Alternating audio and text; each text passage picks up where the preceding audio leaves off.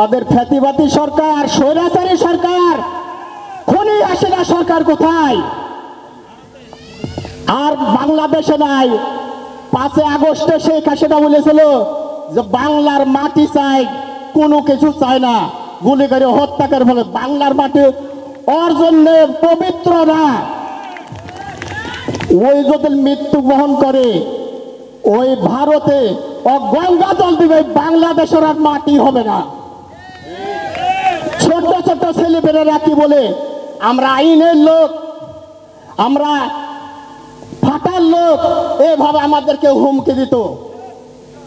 সে ফাটা কোথায় আর সে বকরির দালাল কোথায়? কেউ নাই বাংলাদেশে, এই মাটিতে কেউ নাই। আমার একটা বলতে 19টা মামলা, 31 বছর সাজার আসামি আমি। তারপরে আমাকে যে সোহেল চাচার বাপ আর মিনু ভাই আমাকে জেল থেকে বার করেছে, যখন আমার সাজা হয় 31 বছর, সেখন মিনু এই সোহেল চাচার বাপ যে আমার জেলখানার গেটে কান্দে যে ভাই ভয় নাই, আমি তোমাকে বার করবো। আমাকে বার করেছে।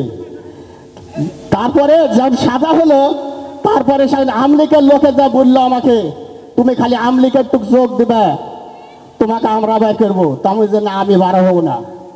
আর এখন করা লোক একটু চাপাচাপি হলে আমি আমলিকে চলে গেছি।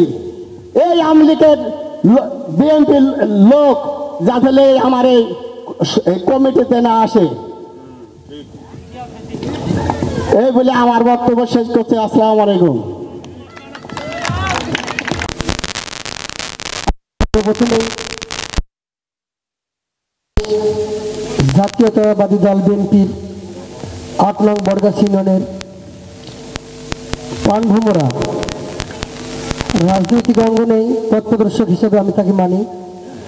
আমার প্রাণপ্রিয় জননেতা এবং বারবার বিপুল ভোটে নির্বাচিত চেয়ারম্যান জনাব মোহাম্মদ সোহেল রানা সোহেল ভাইকে আমার অন্তরের স্থল থেকে সম্মান প্রদর্শন করে আমি সংক্ষিপ্ত পরিসরে কিছু বলতে নেব। আজকে বরগাছি ইউনিয়নের 5 নং ওয়ার্ডে যে কৃষক দলের সদস্য আজকে নির্বাচিত করা হবে, এর আগে আমি আপনাদের বলতে চাই, এমন কোনো ব্যক্তিকে দিবেন না, নির্বাচিত করবেন না যে ব্যক্তি বিএনপির হয়ে দালালি করে পিঠ বাঁচানোর জন্য আওয়ামী লীগে যোগ দিয়েছেন। আপনাদের কাছে আকুল আবেদন, আপনারা জানেন 5 আগস্টের আজ পর্যন্ত বাংলাদেশের বায়ু ছিল দূষিত, কিন্তু 5 আগস্টের পর থেকে বাংলার জমিনের আবহাওয়া থেকে শুরু করে প্রত্যেকটা স্থান পবিত্রতা অর্জন করেছে। তাই আমরা সকলে ঐক্যবদ্ধভাবে 8 নং বরগাছি ইউনিয়নে সোহেল ভাইয়ের পথ চলা নির্দেশ অনুযায়ী আমরা পথ চলবো, এই আশা ব্যক্ত রেখে আমি আমার সংক্ষিপ্ত বক্তব্য শেষ করছি। আসসালামু আলাইকুম রহমতুল্লাহ।